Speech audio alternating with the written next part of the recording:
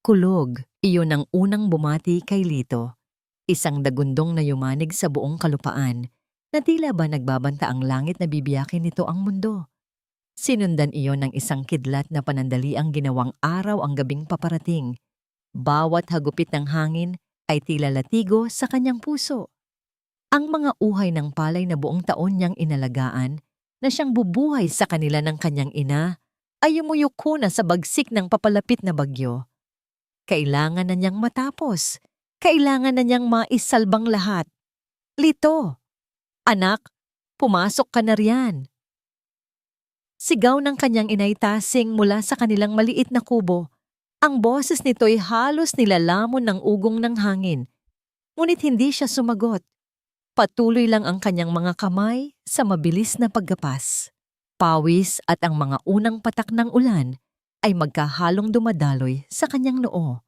Sa bawat kidlat, anino niya'y nagiging isang higanteng nagsasayaw sa gitna ng palayan. At sa isa na namang pagguhit ng liwanag sa kalangitan, isang liwanag na mas matagal at mas nakakasilaw, ay natigilan siya. Hindi ang anino niya ang nakita niya. Ilang metro mula sa kanyang kinatatayuan, sa gitna ng mga palay na humahapay, ay may isang anyong nakahandusay, isang anyong nakaputi. Nabitawan ni Lito ang karit na hawak, nanlamig ang buo niyang katawan, isang ginaw na hindi dulot ng ulan. Sa isang saglit, inakala niyang isa yung engkanto, isang diwata na napadpad sa kanyang lupain. Ngunit ang kasunod na kidlat ay nagbigay linaw sa lahat. Isang babae. Nakatakip ang mahaba at maitim nitong buhok sa mukha. Ang puting bestida nito, bagamat marumi at may punit sa ilang bahagi, ay halatang gawa sa mamahaling tela na hindi nababagay sa lugar na yon. Ang isang braso nito'y nakaunat na tila ba may inaabot. Inay, naisigaw niya sa wakas. Ang takot ay napalitan ng hindi maipaliwanag na pag-aalala. Mabilis siyang tumakbo, nilusong ang putik at ang mga palay. Bawat hakbang ay pabigat ng pabigat. Nang marating niya ang kinaroroonan nito, dahan-dahan siyang lumuhod. Inalis niya ang mga buhok na nakatakip sa mukha nito. At halos mapigil ni Lito ang kanyang paghinga. Kahit may mga galos at bahid ng putik, hindi maitatago ang perpektong hugis ng mukha nito.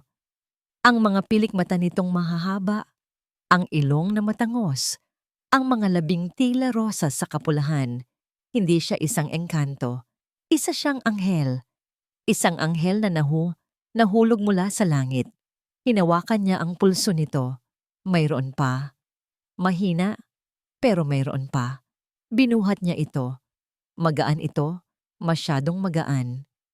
At habang tinatahak niya ang daan, pabalik sa kanilang kubo, kasabay ng rumaragas ang ulan, hindi ang bigat ng babae ang kanyang nararamdaman, kundi ang bigat ng isang tanong na umuukil-kil sa kanyang isipan. Sino ang gagawa ng ganito sa isang tulad niya? Pagdating nila sa kubo, sinalubong sila ni Aling Tasing na may pag-aalalang nakabakas sa mukha. Diyos ko, Lito, sino yan? Hindi ko po alam, inay. Nakita ko lang siya sa palayan. Maingat niyang inihiga ang dalaga sa kanilang papag, ang tanging kama sa loob ng maliit na bahay.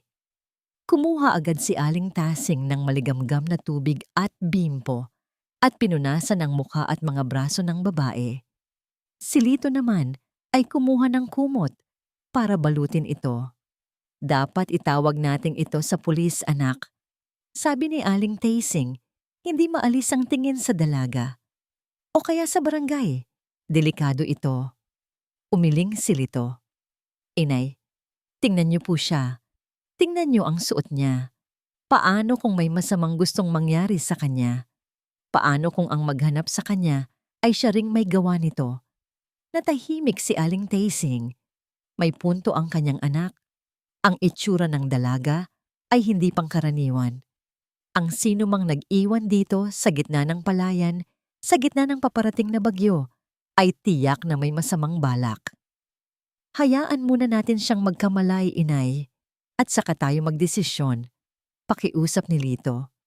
Pumayag ang matanda. Magdamag silang nagbantay. Sa labas, ang bagyo ay nagngangalit. Sa loob, ang tanging maririnig lang ay ang mahinang paghinga ng babae at ang walang tigil na dasal ni Aling Tasing. Si Lito naman ay nakaupo sa isang silyang kahoy. Hindi inaalis ang tingin sa dalaga. Pinag-aaralan niya ang bawat detalye ng mukha nito. Tinatangka niyang hulaan ang kwento sa likod ng malaanghel na itsura. Kinabukasan, tumila na ang ulan. Ang sikat ng araw ay dahan-dahang sumilip sa mga siwang ng kanilang dingding na kawayan. At kasabay ng pagising ng umaga ay ang pagmulat ng mga mata ng dalaga. Napansin agad iyon ni Lito. Lumapit siya. Nagkatitigan sila. Ang mga mata ng babae ay kulay tsokolate, malalim at puno ng pagkalito. Puno ng takot. Sinubukan nitong bumangon. Huwag! Huwag kang biglang bumangon. Mahinang sabi ni Lito. Iniangat ang isang kamay na tila ba pinipigilan ito. Ngunit hindi ito nakinig. Itinukod nito ang mga siko para umupo. Pero napangiwi ito sa sakit at napahawak sa kanyang ulo. Ayos ka lang ba? Tanong ni Lito, puno ng pag-aalala. Tumingin ito sa paligid, sa mga dingding na sawali, sa bubong na pawid, sa mofang ilaw. Pagkatapos ay tumingin ito kay Lito, isang simpleng magsasaka na may mabuting puso sa kanyang mga mata. At pagkatapos, tumingin ito sa sarili niyang mga kamay. Nasaan ako? Tanong nito. Ang boses ay mahina at garalgal. Sino ka? Nasa bahay namin, sagot ni Lito. Ako si Lito. Nakita kita kagabi sa palayan. Tumango ito, ngunit ang pagkalito sa mga mata nito ay lalo lang lumalim. May isa pa siyang tanong, isang tanong na nagpatigil sa mundo ni Lito. Sino? Sino ako? Natahimik si Lito. Maging si Aling Tasing na naghahanda ng agahan ay napatigil. Tinitigan nila ang dalaga na ngayon ay may mga butil ng luhang namumuo sa gilid ng kanyang mga mata. Hindi niya alam kung sino siya. Lumapit si Lito at umupo sa gilid ng papag. Gusto niyang sabihin na lahat ay magiging maayos. Pero paano? Paano kung ang hindi niya pag-alala ay isang biyaya? Paano kung ang nakaraan niya ay mas masahol pa sa bagyong nagdaan? Hindi mo naaalala ang pangalan mo? Tanong ni Lito sa pinakamahinahong boses na kaya niya. Umiling ang dalaga at kasabay ng pag-iling niya ay ang pagpatak ng kanyang luha. At sa sandaling iyon, isang imahe ang biglang sumulpot sa kanyang isipan. Isang nakakasilaw na liwanag mula sa isang sasakyan. Isang nakabibinging tunog ng nagkikiskisang bakal. Biglang nanlaki ang kanyang mga mata. Ang takot ay biglang pumalit sa lahat ng emosyon. Napahawak siya ng mahigpit sa kanyang ulo na tila ba may sumasabog sa loob nito. Ah! Isang malakas na sigaw ang kumawala sa kanyang mga labi. Isang sigaw na puno ng sakit at lagim. At bago pa man makalapit si Lito para tulungan siya, ang mga mata nito'y pumuti at muli itong nawalan ng malay. Bumagsak pabalik sa hinihigaan. Katahimikan. Iyon ang gumising sa kanya. Isang katahimikan na malayo sa nakabibinging dagundong ng kulog at kidlat. Malayo sa nakapanlulumong sigaw na nanggaling mismo sa kanyang lalamunan bago siya muling nilamon ng dilim. Dahan-dahan niyang iminulat ang kanyang mga mata. Ang unang nakita niya ay isang kisaming gawa sa pinagtagpi-tagping dahon ng nipa. May sinag ng araw na tumatagos mula rito, gumuguhit ng liwanag sa maalikabok na hangin. Amoy luto na sinaing at usok mula sa kahoy na panggatong ang humahalo sa hangin. Isang kamay na may kulubot na balat ang marahang dumampi sa kanyang noo. Napatingin siya sa gilid. Isang matandang babae, ang buhok ay halos puti na at nakatali sa isang pusod, ang nakangiti sa kanya. Ang nangiting iyon ay puno ng pag-aalala. Ito ang babaeng kasama ng lalaki kagabi. Gising ka na pala, Hija. Mahinahon itong sabi. Mabuti naman at bumaba na ang lagnat mo. Sinubukan niyang bumangon at sa pagkakataong ito, walang sumalungat sa kanya. Tinulungan siya ng matanda na makaupo, inalalayan ang kanyang likod ng isang unan na amoy araw. "Heto, uminom ka muna ng mainit na sabaw," sabi pa nito. Inaabot sa kanya ang isang mangkok na gawa sa baon ng niyog. Nag-aalangan man, ay tinanggap niya ito. Mainit ang sabaw sa kanyang mga kamay, at ang init na yon ay tila gumapang sa buo niyang katawan, nagbibigay ng kaunting ginhawa sa nanlalamig niyang kalooban. Habang humihigop siya, pinagmasdan niya ang matanda. Ang bawat kilos nito ay banayad. Ang bawat salita ay malumanay. Pagkatapos niyang ubusin ang sabaw, umupo ito sa tabi niya. "Ako si Tasing," pagpapakilala nito. "Nanay ako ni Lito, yung lalaking nagdala sa iyo rito." Tumango lang siya. Lito. Iyon pala ang pangalan ng lalaking may mga matang puno ng pag-aalala. "Pasensya na po," halos pabulong niyang sabi. "Nakatulog po ba ako ng matagal?" "Isang buong araw din," sagot ni Aling Tasing. "Huwag kang mag-alala. Ligtas ka rito." Ligtas. Isang salitang simple, pero parang musika sa kanyang pandinig. Tumango siyang muli. Hindi alam kung ano pa ang dapat sabihin. Ang isipan niya ay isang blangkong papel. Walang pangalan, walang lugar, walang alaala. Maya-maya pa'y pumasok si Lito. May daladalang isang bungkos ng sariwang talbos ng kamote. Natigilan ito nang makita siyang gising at nakaupo. Isang tipid na ngiti ang sumilay sa mga labi nito. "Mabuti naman at gising ka na," sabi nito. Inilapag ang mga gulay sa isang mesa. Hindi siya sumagot. Napayuko na lang siya. Pinaglaruan ang gilid ng kumot. Nakakahiya. 2 beses na siyang hinimatay sa harap ng mga taong ito. Sila, na hindi naman niya kaano-ano, ay walang sawang nag-aalaga sa kanya.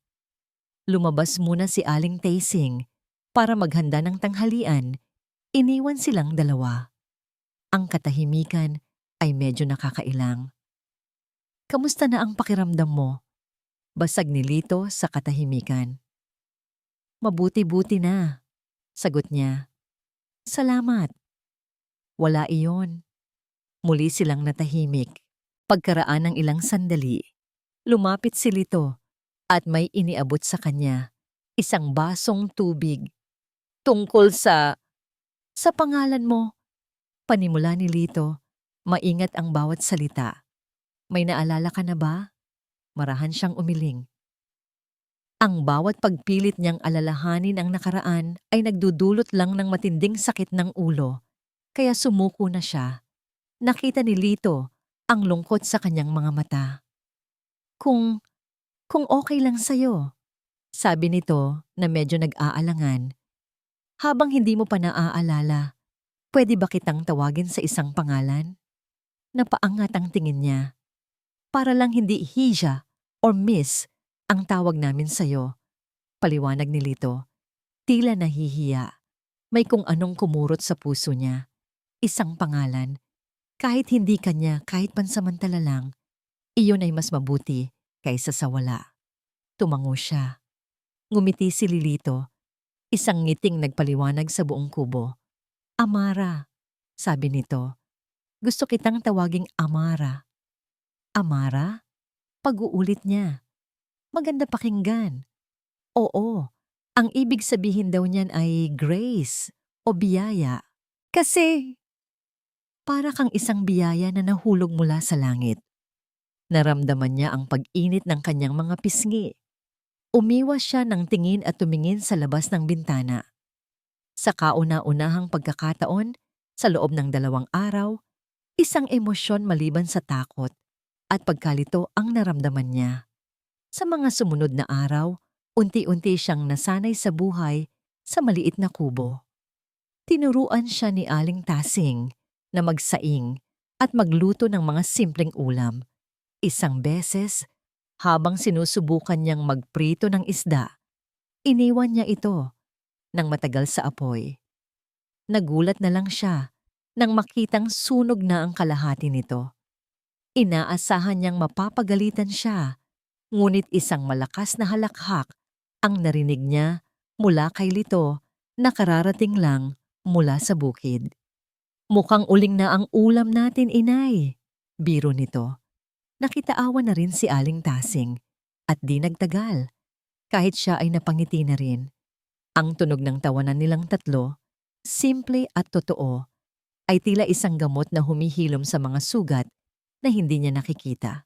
May mga gabi na nauupo siya sa tabi ng bintana, tinititigan ang sarili niyang refleksyon sa madilim na salamin. Isang mukhang pamilyar pero dayuhan. "Sino ka?" Paulit-ulit niyang tanong sa sarili.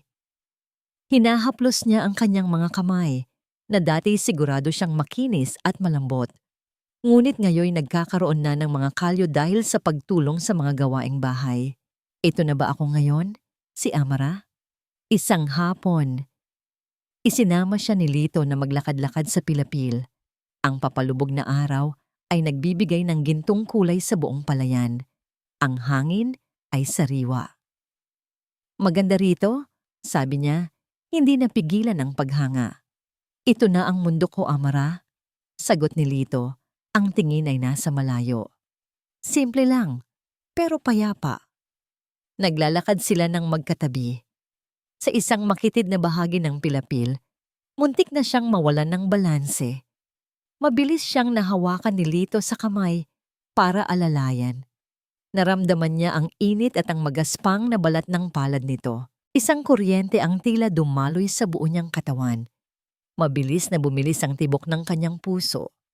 Agad na binitiwan ni Lito ang kamay niya at pareho silang umiwas ng tingin, kapwa nahihiya. Ngunit ang pakiramdam na iyon, ang kakaibang kilig na iyon, ay nanatili. Gabi na nang bumalik sila. Habang tinutulungan niya si Aling Tasing na ayusin ang mga damit na nilabhan, kinuha niya ang bestidang suot niya noong una siyang dumating. Marumi at punit-punit na ito, ngunit ito na lang ang tanging koneksyon niya sa kanyang nakaraan. Habang tinutupi niya ito, may naramdaman siyang matigas sa laylayan ng damit. Malapit sa tahi. Kinapa niya ito. Tila isa itong butones, ngunit mas malaki at mas mabigat. Maingat niyang sinira ang tahi para makuha ito. Nang buksan niya ang kanyang palad, isang maliit at bilog na piraso ng pilak ang tumambad sa kanya. Isa itong kwelyo, makinis, malamig, at may eleganteng disenyo. Hindi ito isang ordinaryong butones. Tinitigan niya itong mabuti sa ilalim ng liwanag ng gasera. At doon, sa gitna nito, may dalawang letrang nakaukit na magkasama sa isang paraang masining. "I am." Napahigpit ang hawak niya rito. "I am." Ano ang ibig sabihin nito? Inisyal ba ito ng pangalan niya? O ng pangalan ng ibang tao? Ang kapayapaan na unti-unti niyang nararamdaman ay biglang naglaho. Pinalitan ng pamilyar na pagkalito at takot. Ang maliit na piraso ng pilak na ito ay isang susi. Isang susi sa isang pinto na hindi niya alam kung handa na ba siyang buksan. Ilang linggo na ang lumipas mula nang dumating si Amara sa buhay nila. Para kay Lito, ang bawat araw ay isang munting himala. Nasanay na siyang makita ito sa umaga. Ang mukha'y payapa pa sa pagkakatulog. Hinahawi ang ilang hibla ng buhok na naligaw sa kanyang pisngi.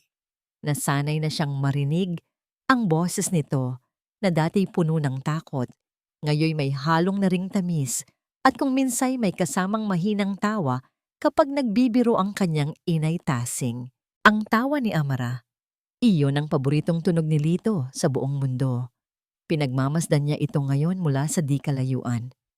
Kasama nito ang kanyang ina sa kanilang maliit na bakuran, nag-aalis ng mga tuyong dahon sa tanim na kamatis. Ang sikat ng araw ay tumatama sa mahaba nitong buhok. Ginagawa itong mas makinang pa. Simple lang ang suot nito. Isang luma ngunit malinis na duster ng kanyang ina. Pero para kay Lito, walang anumang magarang bestida ang makakapantay sa ganda nito sa sandaling iyon. Ngunit sa likod ng bawat ngiti at bawat sandali ng kaligayahan, may isang aninong laging nakabantay sa isipan ni Lito, ang anino ng nakaraan ni Amra. Gabi-gabi, bago matulog, nakikita niya itong tahimik na nakaupo sa gilid ng papag, hawak-hawak ang maliit na piraso ng pilak na may nakaukit na IM.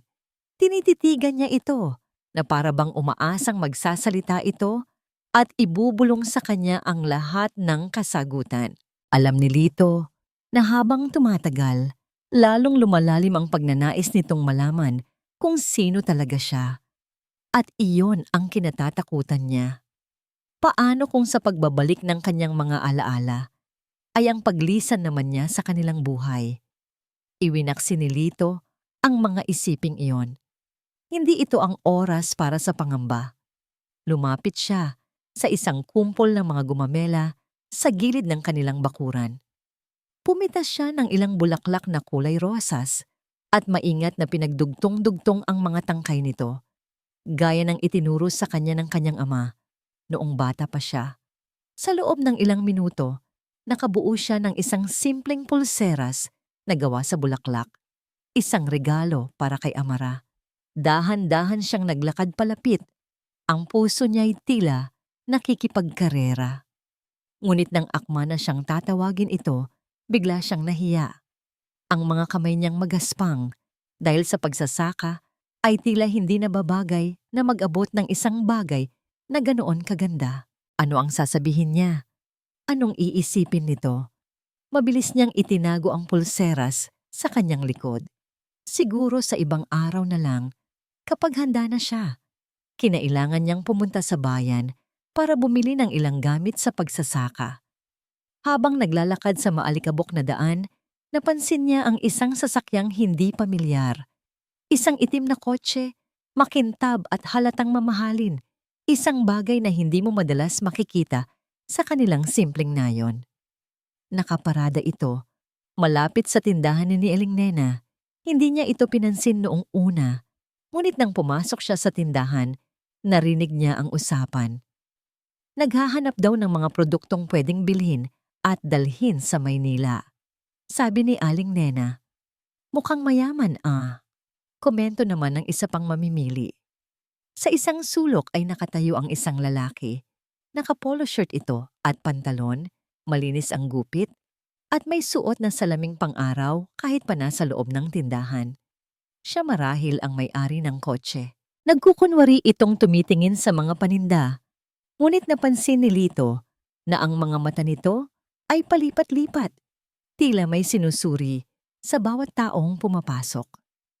May mga bagong saltang mukha ba rito sa inyo, Aling Nena? Tanong ng lalaki. Ang boses ay kalmado, pero may diin. Baka may mga dayo na naghahanap din ng oportunidad. Naku sir, bihira po yan dito. Sagot ni Aling Nena. Tahimik lang po ang buhay dito sa amin. Kami-kami lang din po ang laging nagkikita. Tumango ang lalaki, ngunit hindi kumbinsido ang itsura. Nang magtama ang kanilang mga mata ni Lito, saglit siyang tinitigan nito mula ulo hanggang paa. Isang tingin na malamig at mapanuri. Nakaramdam ng kaba si Lito. Hindi ito ang tingin ng isang ordinaryong negosyante. Iba. Mayroon itong bigat na hindi niya maipaliwanag. Mabilis na binili ni Lito ang kanyang kailangan at umalis. Ngunit habang naglalakad siya pa uwi, hindi maalis sa isip niya ang lalaking iyon at ang mga tanong nito. Samantala, sa isang malayong lugar, sa isang gusaling mataas, sa gitna ng syudad, isang lalaki ang nakaupo sa isang silyang gawa sa mamahaling katad. Si Don Ricardo Montemayor. Nasa harapan niya ang isang malawak na bintanang salamin, tanaw ang buong Kalakhang, Maynila. Ngunit ang kanyang mga mata ay nakatuon sa isang bagay na nasa ibabaw ng kanyang lamesang gawa sa Nara. Isang malaking litrato ni Isabela, ang kanyang pamangkin. Nakangiti ito sa litrato, ang mga matay nagniningning sa kawalan ng muwang. Nasaan ka na ba, mahal kong pamangkin?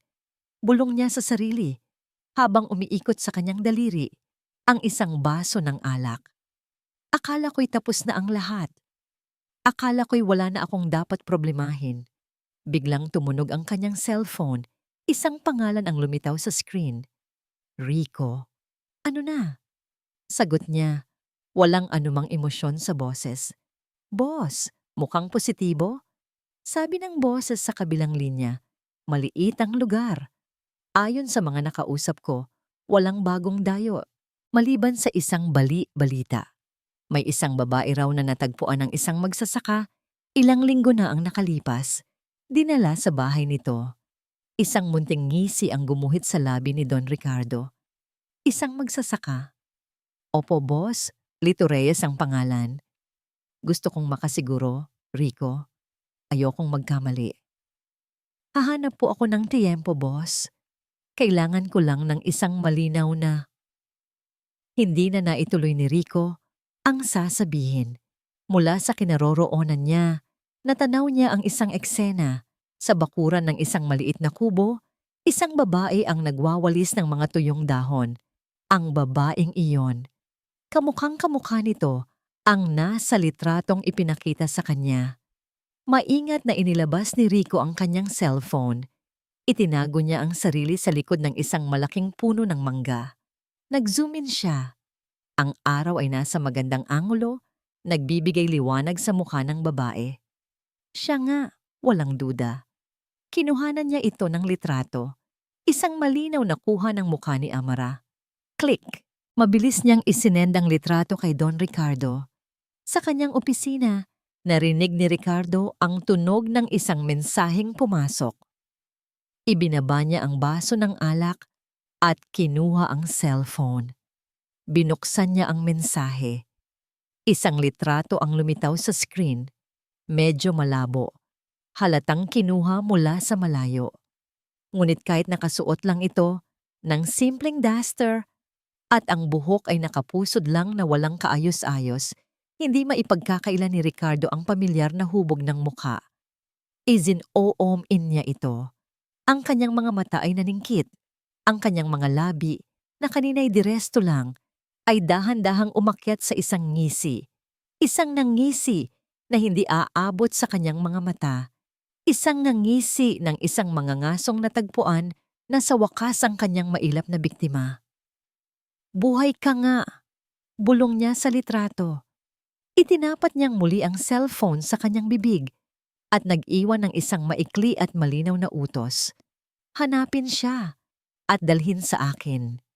Ang araw ay mainit at ang hangin ay banayad. Para kay Amara, ang mga umagang ganito ang kahulugan ng kapayapaan. Nakaupo siya sa isang maliit na bangkong kahoy.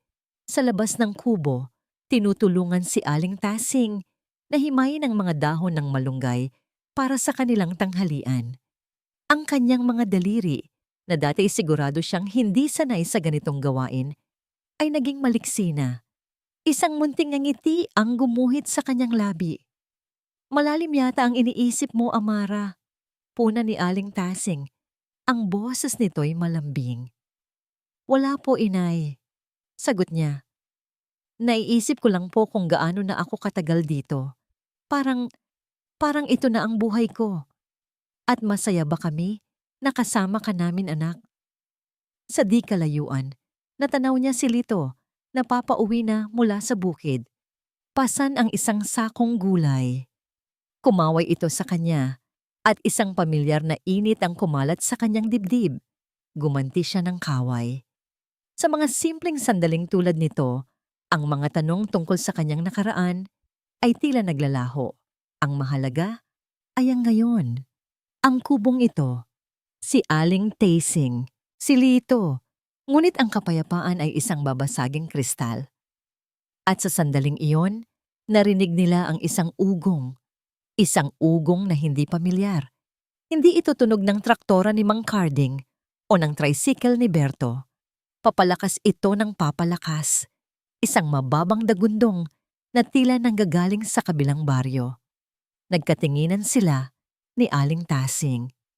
Maging si Lito ay napatigil sa paglalakad. Mula sa liko ng kalsadang lupa, lumitaw ang isang itim na sasakyan. Makintab ito na tila isang salamin, sumasalamin sa sikat ng araw. At sa likod nito, may isa pa at isa pa. Tatlong magagarang kotse ang sabay-sabay na huminto sa tapat ng kanilang munting bakuran, nag-angat ng alikabok na bumalot sa hangin. Ang buong nayon ay tila napahinto. Ang mga nagtsitsismis ang kapitbahay ay natahimik, ang mga batang naglalaro ay napatanga. Ang mga sasakyang ito ay tila mga dambuhalang ibon na galing sa ibang mundo, napadpad sa kanilang abang pugad. Bumukas ang pinto nang nasa gitnang kotse. Isang lalaking naka-Amerikana ang lumabas at maingat nitong binuksan ang pinto sa likuran. Dahan-dahang lumabas ang isang lalaki. Matangkad ito, nasa mga 50 anyos na, at may kaputian ng ilang hibla ng buhok sa kanyang sentido. Nakasuot ito ng barong na gawa sa pinong tela at mamahaling pantalon. Bawat kilos nito ay nagsasabi ng yaman at kapangyarihan. Pero hindi ang kanyang suot ang nakapagpatigil kay Amara, kundi ang mga mata nito. Ang mga matang yon ay nakatuon sa kanya. Tila hindi nito nakikita si Lito na ngayoy nakatayo na malapit sa kanya. Ang katawan ay tensyonado. Tila hindi nito nakikita si Aling Tasing na napahawak sa kanyang braso. Ang tanging nakikita lang nito ay siya. Nagsimula itong maglakad palapit. Bawat hakbang ay mabagal. Sinusuri siya mula ulo hanggang paa. Habang papalapit ito, isang kakaibang kaba ang naramdaman ni Amara. Isang pakiramdam na pamilyar, pero hindi niya matukoy. Nang nasa harapan na niya ito, nakita niya ang pangingilid ng mga luha sa mga mata nito. Ang mga labi nito ay nanginig. Isabela. Isang pangalan ang binigkas nito na tila isang dasal. Isang pangalan na banyaga sa pandinig ni Amara, ngunit parang kidlat na yumanig sa kaibuturan ng kanyang pagkatao. Hindi siya nakakibo. Isabela, anak, sabi pa ng lalaki. Ang boses ay basag at tuluyan ng tumulo ang mga luha nito. Buhay ka. Sa isang mabilis na kilos, niyakap siya nito ng mahigpit. Isang yakap na puno ng pananabik. Ngunit para kay Amara, ito'y malamig at nakakapanakal. Nananatili siyang matigas sa loob ng mga bisig nito. Ang kanyang mga kamay ay nakabitin lang sa magkabilang gilid. Ang amoy ng mamahaling pabango nito ay sumisingaw. Isang amoy na hindi nababagay sa amoy ng lupa at damo na kanyang nakasanayan. Nang bumitaw ito, hinawakan nito ang kanyang mukha gamit ang dalawang kamay. Hindi mo alam kung gaano katagal kitang hinanap, kung gaano kami nag-alala. Sino po kayo? Iyon lang ang tanging salitang nagawa niyang mamutawi. Isang malungkot na ngiti ang sumilay sa labi ng lalaki. Naiintindihan ko. Sinabi ng mga doktor na posible itong mangyari. Ako ito, Isabela. Ako ang Tito Ricardo mo, kapatid ng iyong ama. Tito, Tio. Ang salita ay umalingaw-ngaw sa kanyang isipan. May kinuha si Ricardo mula sa kanyang tauhan. Isang album na balot sa katad. Maingat niya itong binuksan sa harapan ni Amara. Ang mga pahina ay puno ng litrato ng isang pamilyang hindi niya kilala. Isang malaking mansyon, mga magagarang sasakyan, mga pagdiriwang na puno ng mga taong nakangiti. At sa gitna ng lahat ng yon, laging nandoon ang isang batang babae. Nakamukhang kamukha niya. Ito ka, noong debut mo, sabi ni Ricardo, tinuturo ang isang litrato. At ito, kasama mo ang iyong daddy at mommy. Napako ang tingin ni Amara sa litratong yon. Ang lalaki sa tabi niya ay kahawig ni Ricardo. Ngunit ang babae, may kung anong kumurot sa puso niya. Ang babae ay may ngiting malambing at mga matang puno ng pagmamahal. Isang pagmamahal na tila nararamdaman niya kahit sa lumang piraso ng papel. Ang nanay ko? Tanong niya. Ang boses ay nanginginig. Tumango si Ricardo. Ang mukha ay muling nabalot ng kalungkutan. Matagal na siyang wala, Isabela. Kaya't nang mawala ka rin, halos gumuho ang mundo ko. Mula sa gilid ng kanyang mga mata, nakita niya si Lito. Nakatayo lang ito roon, ang mga kamao ay nakakuyom. Ang mga mata nito ay hindi nakatingin kay Ricardo, kundi sa kanya. Isang tingin na puno ng tanong, puno ng takot. Isang tingin na tila nagsasabing, huwag kang maniwala. Ngunit paano siya hindi maniniwala? Narito ang mga litrato. Narito ang isang lalaking umiiyak sa kanyang harapan.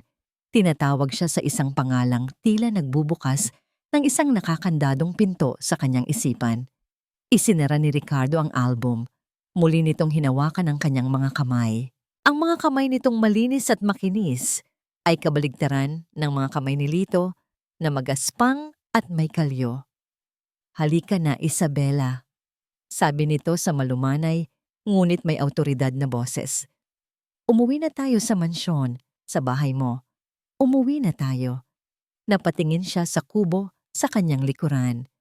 Ang maliit na kubong naging kanlungan niya. Napatingin siya kay Aling Tasing na tahimik na lumuluha.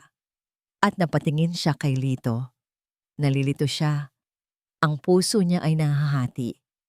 Marami kang kailangang malaman. Pagpapatuloy ni Ricardo, napansin ang kanyang pag-aalinlangan. Dahan-dahan itong ibinaba, ang boses na tila isang sikreto. Marami kang dapat malaman tungkol sa aksidente mo. Idiniin nito ang salitang aksidente. Isang diin na puno ng kahulugan, puno ng isang pangakong mayroong isang madilim na kwentong kailangan niyang matuklasan. At ang pangakong yon, ang bumasag sa kanyang pag-aalinlangan. Ang bawat salita ni Ricardo ay parang lason na dahan-dahang kumakalat sa hangin. Naramdaman ni Lito ang paninikip ng kanyang dibdib. Ang babaeng tinawag niyang Amara, ang babaeng minahal niya sa katahimikan, ay tinatawag na ngayong Isabela.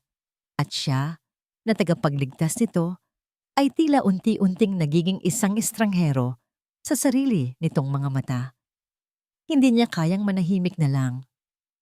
Humakbang siya palapit, itinayo ang sarili sa pagitan ni Ricardo at ni Amara. Sandali lang po, sabi niya. Sinisikap na maging magalang kahit kumukulo ang dugo niya. Hindi po natin siya pwedeng pilitin. Nalilito pa po siya. Tumingin sa kanya si Ricardo. Ang kaninang maamong mukha nito ay saglit na nawala. Napalitan ng isang malamig at mapagmataas na tingin. At sino ka para magdesisyon para sa pamangkin ko, Hiho? Ang salitang Hiho ay binitawan nito na may halong pang-iinsulto. Na tila ba isa lang siyang batang paslit na walang alam. Ako ang nakakita sa kanya. Ako at ang nanay ko ang nag-alaga sa kanya. At nagpapasalamat ako para doon. Mabilis na sagot ni Ricardo. Ibinalik ang pekeng kabaitan sa kanyang boses. Huwag kang mag-alala. Hindi namin kalilimutan ang tulong mo. Sisiguraduhin kong mababayaran ka ng sapat. Ang mga salitang iyon ay sampal sa pagkatao ni Lito. Hindi pera ang habol niya. Pero bago pa siya makasagot, nakita niyang nag-iba ang ekspresyon sa mukha ni Amara. Isang bakas ng duda. Ang lason ay nagsisimula ng tumalab. Nagkunwaring may tumawag sa cellphone si Ricardo. Lumayo ito ng ilang hakbang, tila naghahanap ng privacy, ngunit sadyang nilakasan ang kanyang boses para marinig ng lahat. Oo, Rico, kasama ko na siya. Ligtas na siya, sabi ni Ricardo sa telepono. Pagkatapos ay humina ang kanyang boses, na tila isang sikretong ayaw iparinig, ngunit sapat pa rin ang lakas para umabot sa pandinig ni Amara. Oo, tungkol dyan. Siguraduhin mong walang sino man ang makakaalam na may malaking pabuya para sa kanya. Baka kung ano pa ang isipin ng mga taong nakakita sa kanya. Mahirap na. Napapikit si Lito sa galit. Isang perpektong pag-arte. Bawat salita ay isang punyal na maingat na itinarak sa tiwalang binuo nila ni Amara. Nakita niya ang epekto nito. Dahan-dahang lumingon si Amara, si Isabela, sa kanya. Ang kaninang pagkalito sa mga mata nito ay nahaluan na ngayon ng sakit. Ang pagtataka. Lito, panimula nito, ang boses ay mahina. Bakit? Bakit hindi mo sinabi sa pulis na nakita mo ako? Ito na, ang tanong na kinatatakutan niya. Ang tanong na sa bibig ng ibang tao ay simple lang, ngunit sa mga sandaling ito ay naging isang akusasyon. Dahil natakot kami para sa'yo, sagot niya, ang boses ay desperado. Nakita ka namin sa gitna ng palayan, walang malay, may mga galos. Paano kung ang mismong may gawa niyan sa'yo, ang unang makahanap sa'yo, kung ipapaalam namin agad? Gusto lang naming protektahan ka. Isang paliwanag na totoo at mula sa puso. Ngunit sa ilalim ng anino ng pagdududa na nilikha ni Ricardo, ang kanyang mga salita ay naging isang palusot na walang bigat. Nakita niya sa mga mata ni Isabela na hindi ito sapat. Pumasok muna sila sa loob ng kubo. Ang katahimikan ay nakabibingi. Si Aling Taising ay tahimik na umiiyak sa isang sulok. Si Isabela ay nakaupo sa papag, nakayuko, hindi nagsasalita. Si Ricardo naman ay nakatayo malapit sa pinto, naghihintay na parang isang buwitre. Biglang nag-vibrate ang cellphone ni Lito sa kanyang bulsa. Isang numerong hindi rehistrado. Lumabas siya ng kubo para sagutin ito. Hello? Hiho, si Lito Reyes ba ito? Tanong ng isang boses ng matandang lalaki sa kabilang linya. Isang boses na hindi niya kilala ngunit may awtoridad. Sino po ito? Hindi na mahalaga kung sino ako, pero kailangan mong makinig. Diretsong sabi ng matanda. Nandyan ba si Don Ricardo Montemayor? Nanlamig ang buong katawan ni Lito. Paano niyo nalaman? Hiho, makinig kang mabuti sa akin. Ako si Mateo. Matagal na akong nagsisilbi sa mga Montemayor. Huwag kang magtitiwala kay Don Ricardo. Huwag mong hahayaang makuha niya si Isabela. Mapanganib siya. Bago pa man makapagtanong si Lito, ibinaba na ng matanda ang tawag. Naiwan siyang tulala. Hawak ang cellphone. Mateo, Don Ricardo, mapanganib. Ang mga salita ay umuugong sa kanyang isipan. Kinukumpirma ang masamang kutob na kanina pa niya nararamdaman. Pagbalik niya sa loob, nakita niya si Isabela na nakatayo na. Ang mukha nito ay blangko, ngunit ang mga mata ay desidido na. Kailangan kong sumama sa kanya, sabi nito. Hindi nakatingin ng diretso kay Lito. Kailangan kong malaman ang totoo. Amara, wag! Pakiusap ni Lito. Hinawakan ito sa braso. Ang totoo ay nandito. Ang totoo ay ang mga araw na magkasama tayo. Marahan itong inalis ang kamay niya. Isang butil ng luha ang pumatak mula sa mata nito. Paano kung ang mga araw na yon ay isang kasinungalingan din? Nasaktan si Lito, tila 1,000 karayom ang tumusok sa kanyang puso. Naglakad si Isabela palabas ng kubo. Sinundan siya ni Lito. Nakita niyang may isang bagay na nahulog mula sa bulsa ng kanyang pantalon nang hinila niya si Isabela kanina. Ang pulseras na gawa sa gumamela. Huli na, lanta na ang mga bulaklak nito. Yumuko si Isabela at pinulot ito. Tinitigan niya ang mga lantang bulaklak, ang simbolo ng simpleng buhay na ibinigay nila sa kanya. Saglit na nagliwanag ang kanyang mukha na para bang may naaalala siyang isang masayang sandali. Umaasa si Lito, nagbabaka sakali, ngunit pagkatapos ay itinaas niya ang kanyang tingin. Tumingin siya sa maliit nilang kubo. Tumingin siya kay Lito at sa huli, tumingin siya kay Ricardo na matiyagang naghihintay sa tabi ng nakabukas na pinto ng kotse.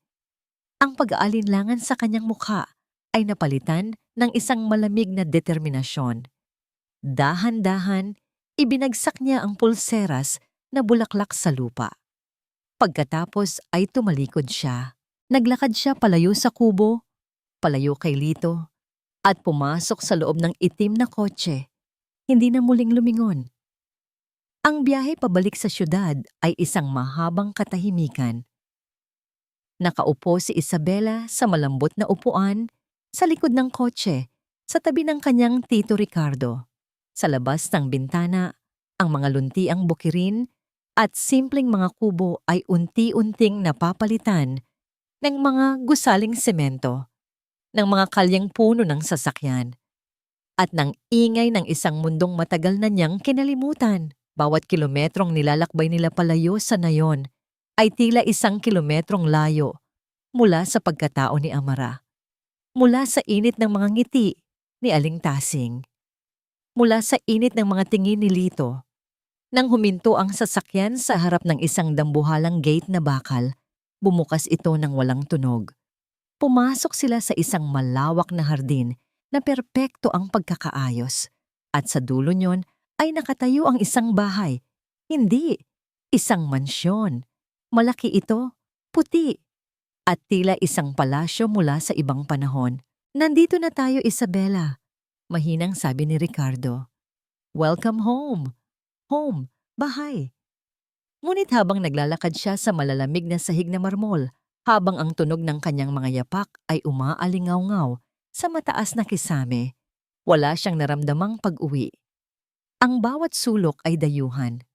Ang bawat kasangkapan ay tila isang exhibit sa isang museo. May mga litrato sa dingding.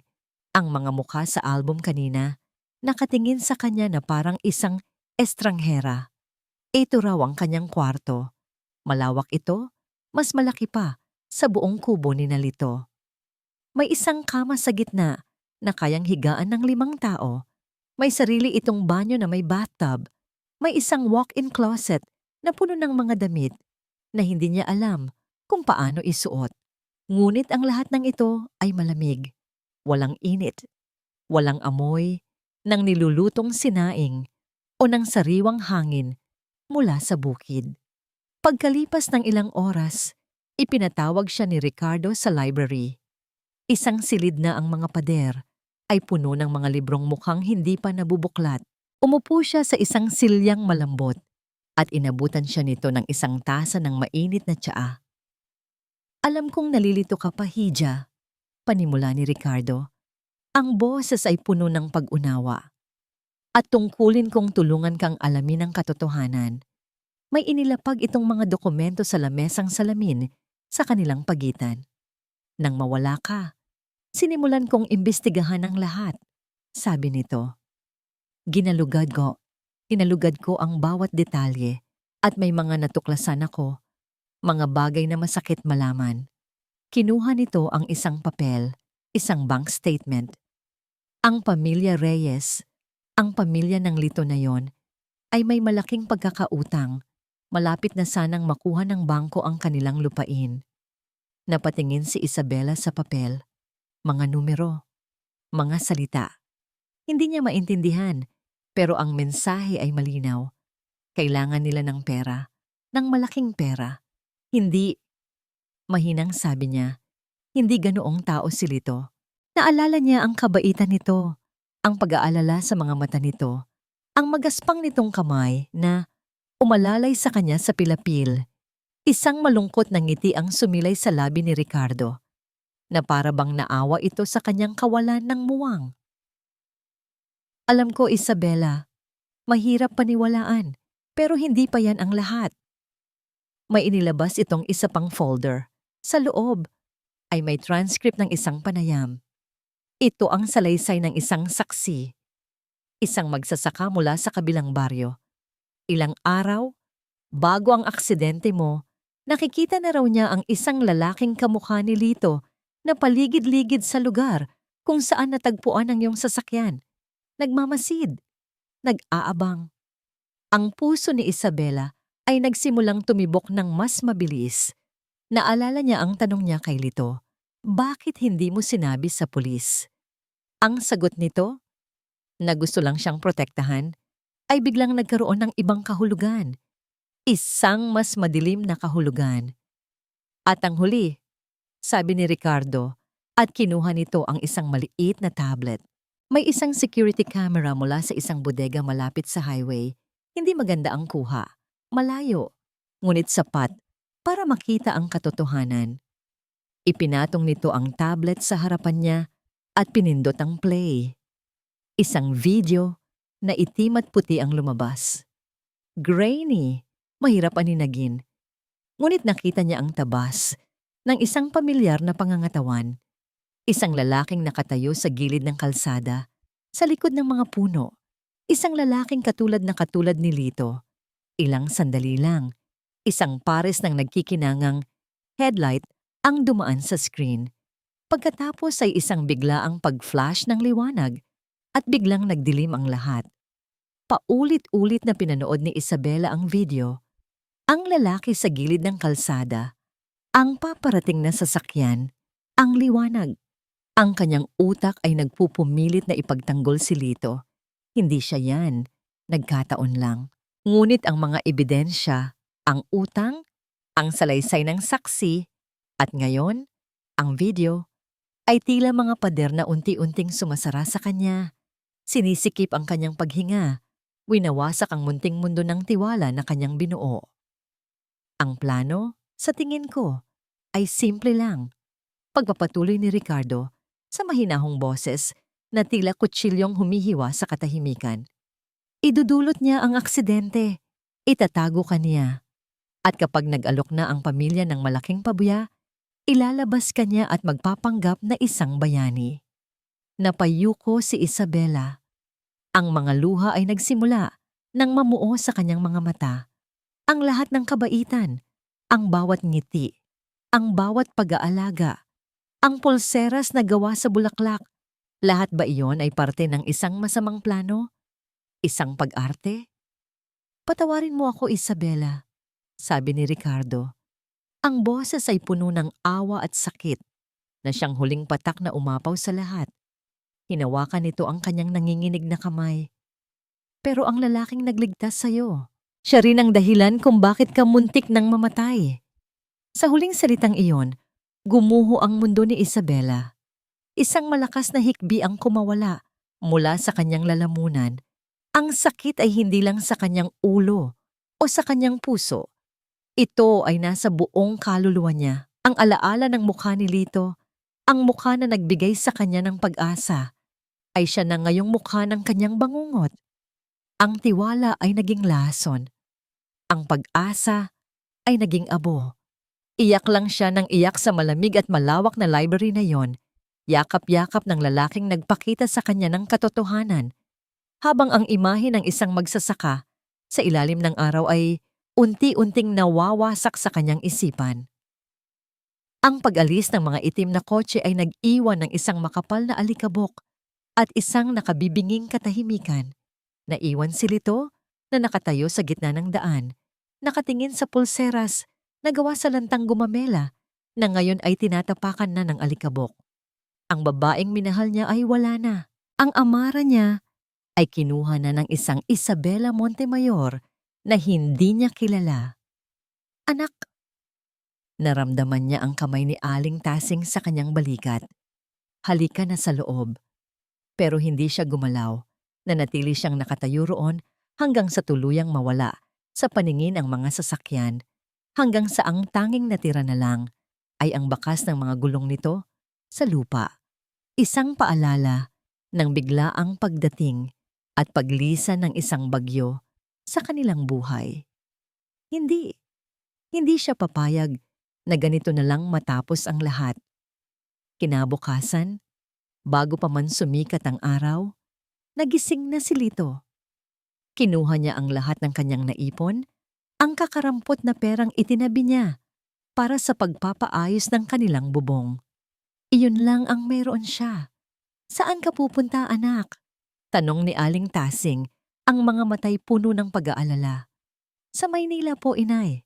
Sagot niya habang isinusuot ang pinakamatinong damit na meron siya. Kailangan kong makausap si Amara. Kailangan niyang malaman ang totoo. Lito, delikado, pakiusap ng kanyang ina. Iba silang tao. Kaya nga po, inay, dahil iba silang tao, kaya nilang gawin ang lahat. Hindi ko siya pwedeng pabayaan. Hinalikan niya ang kamay ng kanyang ina at umalis. Ang biyahe sa bus ay tila walang katapusan. Ang bawat bayan na kanilang madaanan ay nagpaparamdam sa kanya kung gaano na siya kalayo sa kanyang mundo. Nang sa wakas ay bumaba siya sa Maynila, sinalubong siya ng ingay at gulo na hindi niya kailanman naranasan. Ang mga matatayog na gusali ay tila mga higanting nakatingin sa kanya, isang hamak na magsasaka na naliligaw sa kanilang kaharian. Ang tanging gabay niya ay ang isang text message mula sa numerong hindi niya kilala, ang numero ni Mateo. Isang address sa isang lugar na tinatawag na Forbes Park.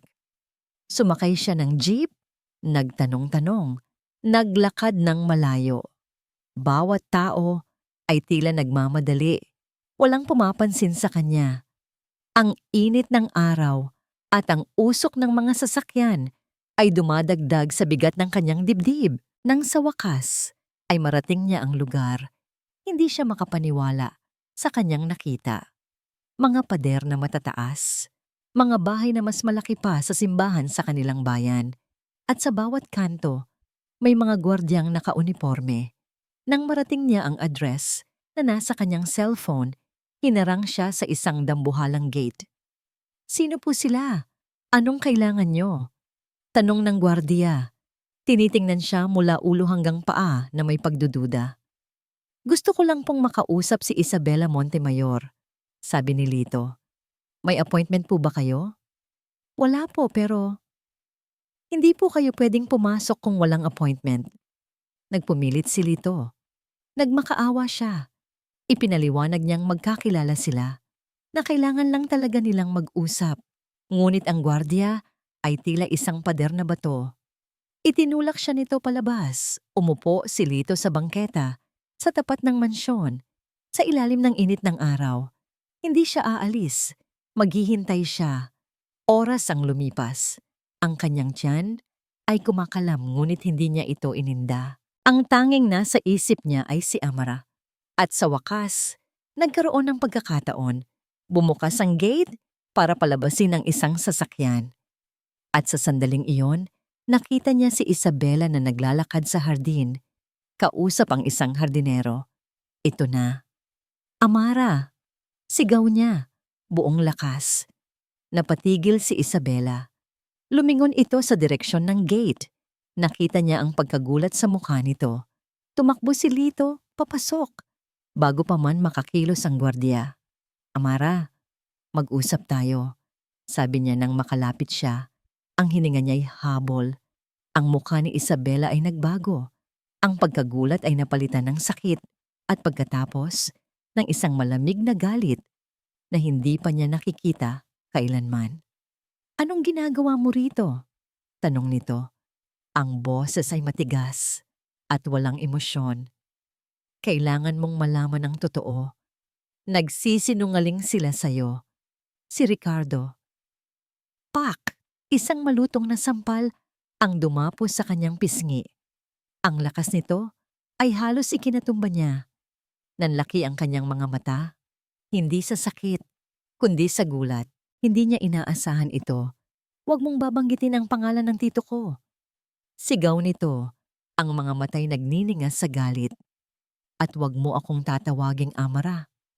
Ang pangalang iyan ay isang kasinungalingan, katulad mo." "Hindi totoo yan," sabi ni Lito. Hawak ang namumulang pisngi. "Minahal kita. Inalagaan kita." Tumawa si Isabela, isang tawang walang saya, isang tawang puno ng pait. "Inalagaan o itinago?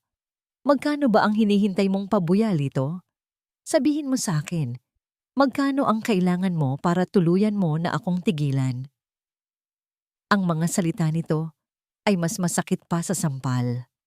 Tila isang kutsilyo na direktang itinarak sa kanyang puso at inikot-ikot. "Wala akong kailangan na pera mula sa'yo," sagot niya. Ang boses ay nanginginig sa pigil na galit at sakit. "Ang gusto ko lang ay maniwala ka sa akin." "Maniwala?" Muli itong tumawa. "Pagkatapos kong makita ang lahat ng ebidensya, ang utang ninyo, ang pagmamanman mo, Ikaw ang dahilan kung bakit ako nagkaganito. Halos mamatay ako dahil sa kasakiman mo. Sa itaas, sa balkonahe ng mansyon, lumabas si Don Ricardo. Nakatayo lang ito roon, nakapamulsa, walang imik. Ngunit ang isang munting ngisi sa kanyang mga labi ay sapat na. Isang ngangisi ng tagumpay. Ipinapakita nito kay Lito kung sino ang may kontrol, kung sino ang nanalo. Paalisin niyo na yan. Malamig na utos ni Isabela sa mga gwardiya na ngayon ay nakapalibot na kay Lito. Kinaladkad siya ng mga gwardiya palabas. Nagpupumiglas siya, hindi inaalis ang tingin kay Isabela. Umaasang makikita niya sa mga mata nito kahit isang katiting na pag-aalinlangan. Ngunit wala. Ang nakita niya lang ay galit. At sa likod ng galit na yon, isang malalim na sakit. Nang makalabas siya ng gate, nagsimulang pumatak ang ulan. Hindi niya alam kung saan siya pupunta. Naglakad lang siya nang walang direksyon sa mga kalsada ng Maynila. Ang ulan ay lumakas, binabasa ang kanyang damit, ang kanyang buhok, ang kanyang buong pagkatao. Ngunit hindi niya ito naramdaman. Ang lamig sa labas ay walang-wala. Kumpara sa nagyayelong sakit sa loob ng kanyang puso.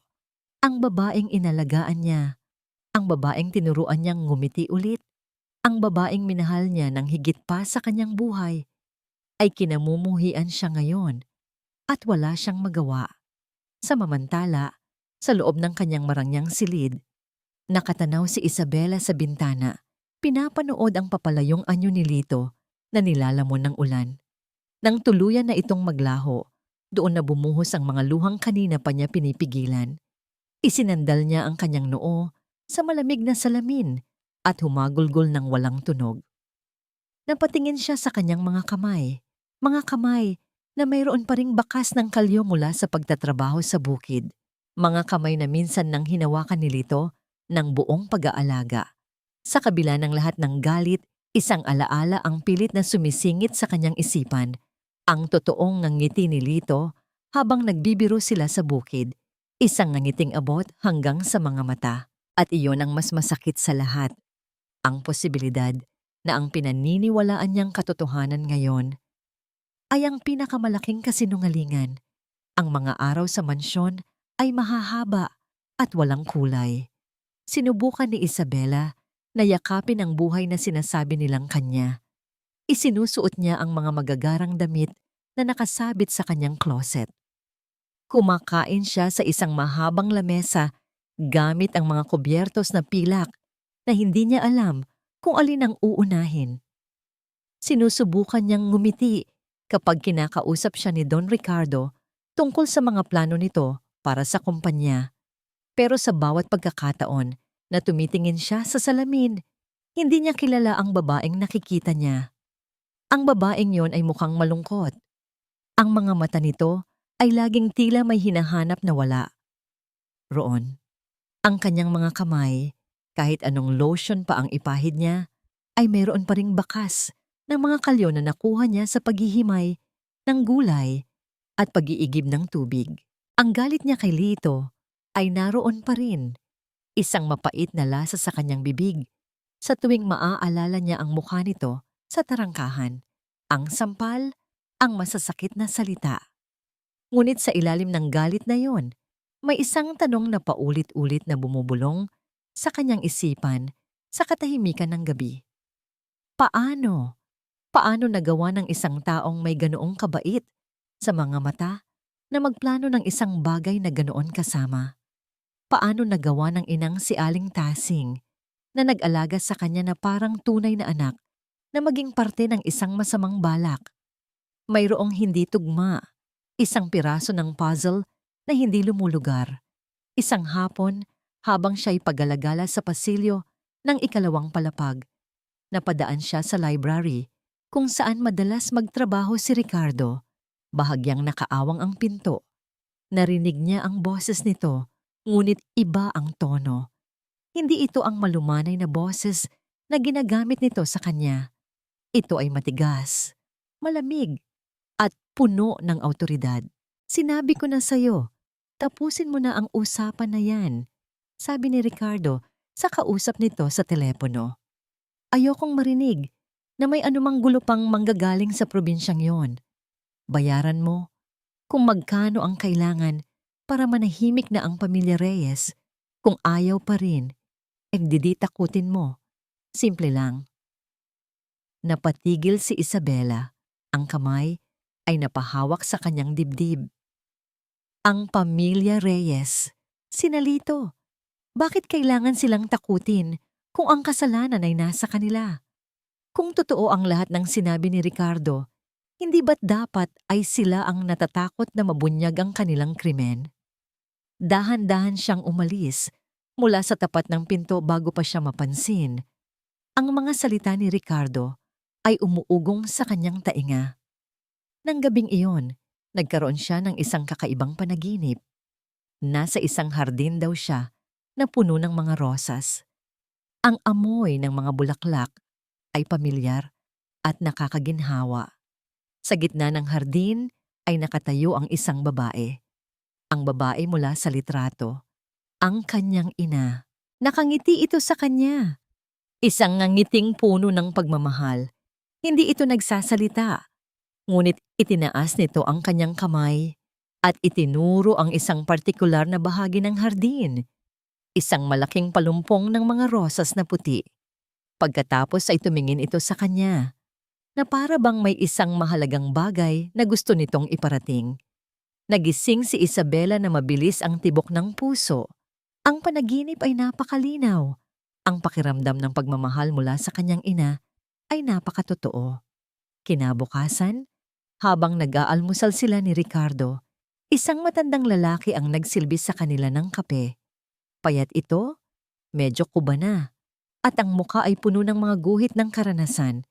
Ito ang unang beses na nakita niya ito nang malapitan. Siya si Manong Mateo, sabi ni Ricardo nang mapansin ang kanyang tingin. Matagal na siyang naninilbihan dito mula pa noong panahon ng daddy mo. Tumango lang si Isabela, ngunit nang ilapag ni Manong Mateo ang tasa ng kape sa tabi niya, nagtama ang kanilang mga mata. Sa isang saglit, nakita niya ang isang bagay sa mga mata ng matanda, awa at isang mensahe. Maya-maya, habang naglalagay ng tubig si Manong Mateo sa kanyang baso, sinadya nitong matabig ang baso. Hindi ito natapon ng tuluyan, ngunit sapat para mabasa ang mantel. Naku, patawad po, Don Ricardo. Senyorita Isabela, sabi ng matanda. Ang boses ay nanginginig sa pagkukunwaring takot. Ano ka ba naman, Mateo? Tumanda ka na talaga. Saway ni Ricardo, ngunit hindi gaanong galit. Mabilis na kumuha ng pamunas si Manong Mateo. Habang pinupunasan nito ang mesa malapit sa kamay ni Isabela, may isang bagay na malamig at matigas na idinikit ito sa kanyang palad, kasabay ng isang pabulong na halos hindi marinig. Para sa'yo, mula sa iyong ina. Bago pa man makapag-react si Isabela, mabilis na itong umatras, yumuko at umalis. Tiningnan niya ang kanyang palad. Nakasara ito at sa loob ay nararamdaman niya ang hugis ng isang bagay. Isang susi. Buong araw ay hindi siya mapakali. Ang susi ay nasa loob ng kanyang bulsa, tila isang baga na nag-iinit, nagpapaalala sa kanya ng panaginip at ng mga huling salita ni Manong Mateo. Nang magkaroon siya ng pagkakataon, habang si Ricardo ay abala sa isang business call, dahan-dahan siyang lumabas patungo sa hardin. Hinanap niya ang lugar mula sa kanyang panaginip. At naroon nga sa likod ng mansyon, isang bahagi ng hardin na puno ng mga puting rosas. Halatang ito ang paboritong lugar ng kanyang ina. Lumapit siya sa malaking palumpong. Maingat niyang hinawi ang mga sangang may tinik. Yumuko siya at sinuri ang lupa sa ilalim nito. Pagkatapos ng ilang minutong paghahanap, nakita niya ito. Bahagyang nakalubog sa lupa, natatakpan ng mga tuyong dahon, ay ang takip ng isang bagay na gawa sa kahoy. Ginamit niya ang kanyang mga kamay para hukayin ang lupa sa paligid nito. Ito ay isang maliit na baul. Isang baul na gawa sa kahoy na medyo nabubulok na dahil sa katagalan.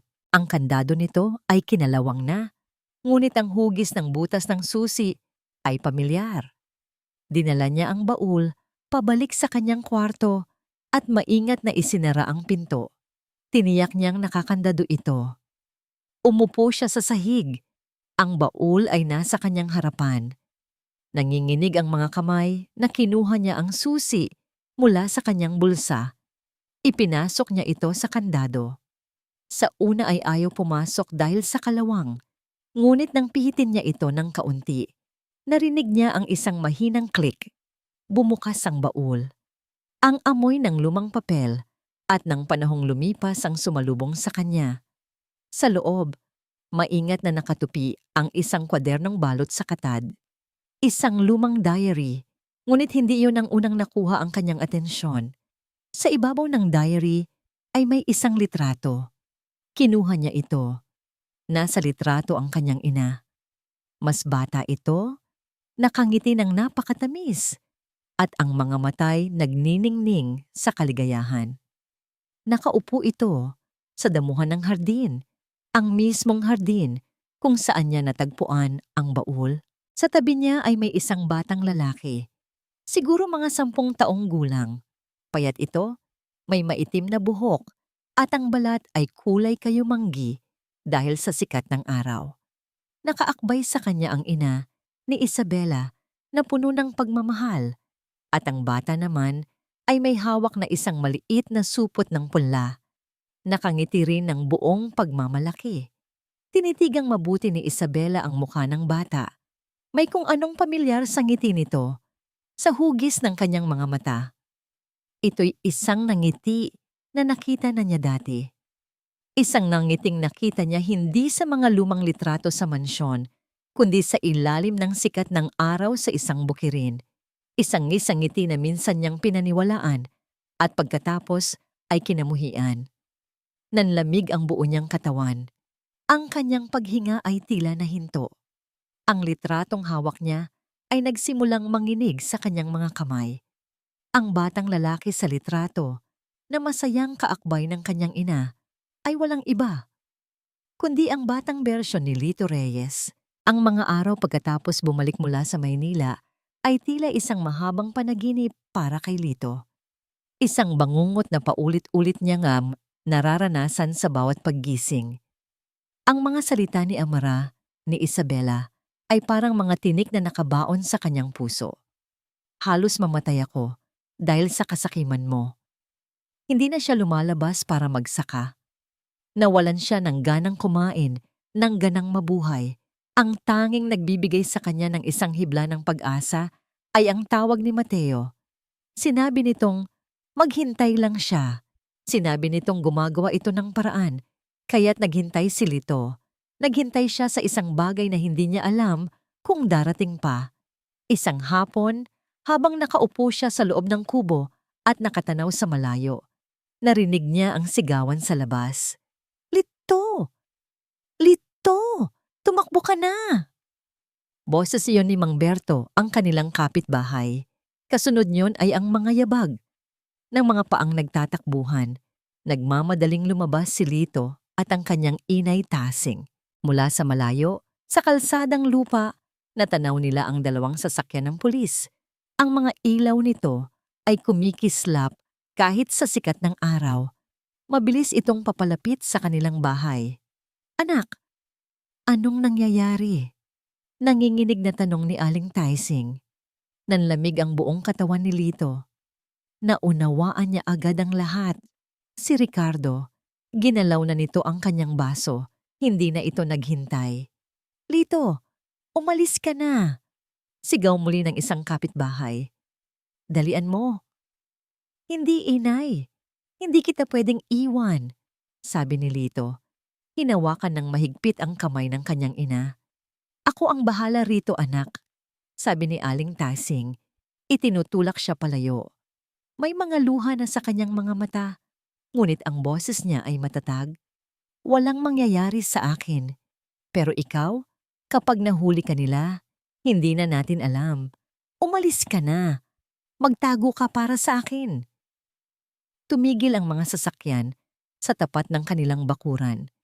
Mabilis na nagsibabaan ang mga pulis na may dalang mga baril. Wala ng oras. Hinalikan ni Lito ang kamay ng kanyang ina sa huling pagkakataon. Babalik po ako, inay. Pangako. Pagkatapos ay tumalikod siya at tumakbo. Tumakbo siya ng walang lingon-likod. Tumakbo siya patungo sa likod ng kanilang kubo, patungo sa nag-iisang lugar na kabisado niya, ang palayan. Ang palayan kung saan niya natagpuan si Amara. Ang palayan na dati simbolo ng pag-asa, ngayon naging daan ng kanyang pagtakas. Narinig niya ang sigaw ng mga pulis. Huwag kang tumakbo, huminto ka. Ngunit hindi siya huminto.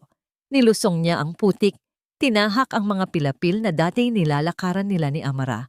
Ang hangin ay humahaplos sa kanyang mukha, ngunit ang bawat simoy nito ay tila sumisigaw ng kanyang pangalan.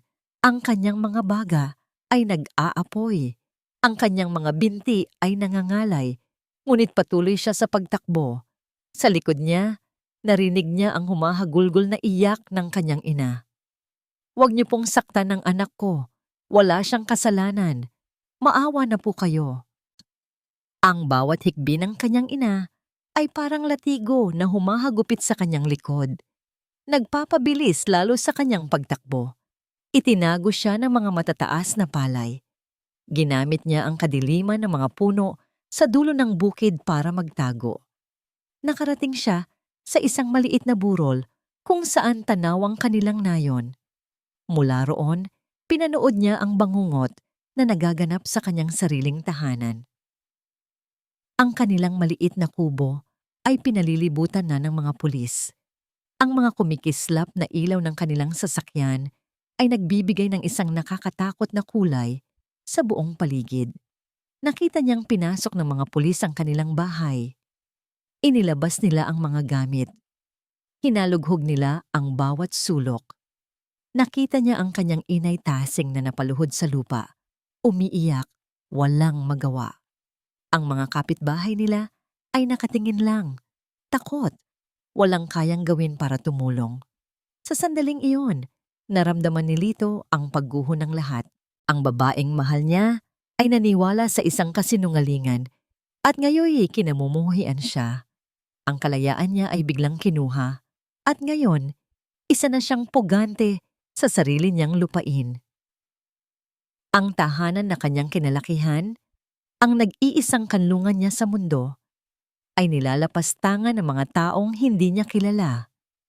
Ang kanyang ina, ang pinakamahalagang tao sa buhay niya, ay naiwang mag-isa para harapin ang isang problemang siya ang dahilan. Nawala na ang lahat. Napayukong umupo si Lito sa ilalim ng isang puno, isinandal ang kanyang likod sa magaspang na katawan nito. Ang lakas na ginamit niya sa pagtakbo ay biglang nawala. Pinalitan ng isang nakapanlulumong panghihina. Wala siyang pera.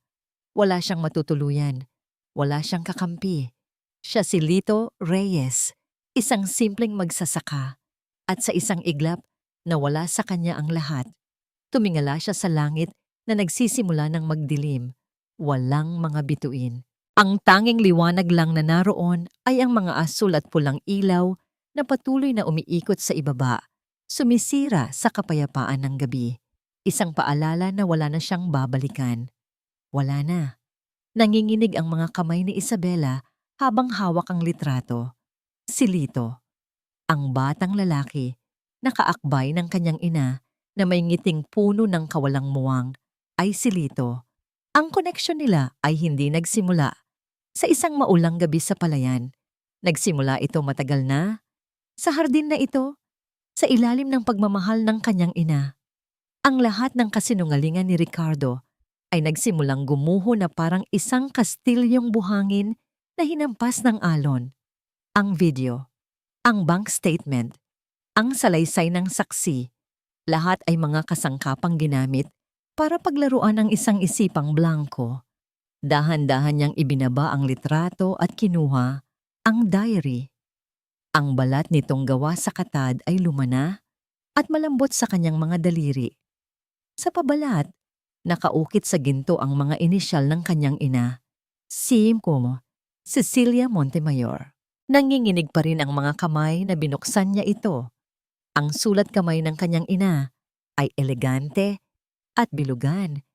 Sa unang mga pahina, puro masasayang alaala ang nakasulat tungkol sa pag-aalaga nito sa hardin, sa mga paborito nitong bulaklak, at sa isang hardinerong labis nitong pinagkakatiwalaan.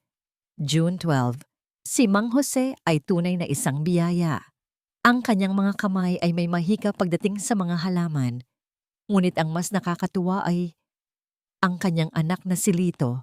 Tahimik lang itong sumusunod sa kanyang ama, ngunit napakasipag. Tinuruan ko siyang magtanim ng sarili niyang mga buto ng rosas ngayon. Ang saya sa kanyang mga mata ay hindi mababayaran. Napahawak si Isabela sa kanyang bibig. Mang Jose. Jose Reyes, ang ama ni Lito. Kaya pala pamilyar ang mukha nito. Hindi sila mga estranghero. Sila ay parte ng masayang nakaraan ng kanyang ina. Ipinagpatuloy niya ang pagbabasa. Ang mga pahina ay lumilipas, puno ng mga kwento tungkol sa kanyang paglaki, sa mga pangarap ng kanyang ina para sa kanya. Ngunit habang papalapit sa mga huling pahina, ang tono ng mga sulat ay nag-iba. Ang saya ay napalitan ng pag-aalala. October 3, may kakaibang ikinikilos si Ricardo nitong mga nakaraang buwan. Laging may mga sikretong tawag sa telepono. May mga bagong business partners na mukhang hindi mapagkakatiwalaan. Tinanong ko siya tungkol dito, ngunit nginitian niya lang ako. Isang ngangiting hindi umabot sa kanyang mga mata. November 21, nakita ko ang ilang mga dokumento sa kanyang opisina. Mga shipping manifest, mga pangalan ng kumpanyang hindi ko kilala. Mayroon akong masamang kutob. Ang yaman ng mga Montemayor ay hindi galing sa maruming paraan. Hindi iyon ang ipinamana sa amin ni Papa. Kailangan kong malaman ang totoo. Ang puso ni Isabela ay bumibilis na sa pagtibok. Bawat salita ay isang piraso ng puzzle na bumubuo sa isang imahe na kinatatakutan niyang makita. At pagkatapos, narating niya ang huling sulat. Ang pizza ay isang araw bago ang aksidente ng kanyang ina. December 5, kinausap ko na siya. Tinanong ko siya ng diretsahan tungkol sa mga smuggled na kagamitan. Hindi siya makakaila. Nakita ko ang katotohanan sa kanyang mga mata at ang nakita ko roon ay nagpatindig ng aking mga balahibo. Hindi galit ang nakita ko, hindi pagsisisi, kundi isang bagay na mas malamig, isang bagay na walang kaluluwa. Tinitigan niya ako na parang isang sagabal na kailangang alisin sa kanyang daan. "Huwag kang mangialam dito, Cecilia," sabi niya sa akin. Para na rin ito sa kinabukasan ni Isabela. Isang kasinungalingan. Hindi ito para sa akin. Ito ay para sa kanyang kasakiman. Sinabi kong isisiwalat ko ang lahat sa kanyang kuya, sa aking asawa. Bukas na bukas din. Ngayon, habang isinusulat ko ito, hindi ko maalis ang takot sa aking dibdib. Ikinandado ko ang aking pinto. Meron akong pakiramdam na may masamang mangyayari. Kung meron mang mangyari sa akin, itinago ko ang lahat ng ebidensyang nakalap ko sa isang lugar na tanging si Mateo lang ang nakakaalam. Si Mateo lang ang mapagkakatiwalaan ko. Diyos ko, protektahan ninyo ang aking Isabela. Iyon na ang huli. Ang kasunod na pahina ay blanco. Nabitawan ni Isabela ang diary. Ang katotohanan ay mas masahol pa sa kanyang inaakala. Hindi ito isang simpleng aksidente. Ito ay isang pagpatay.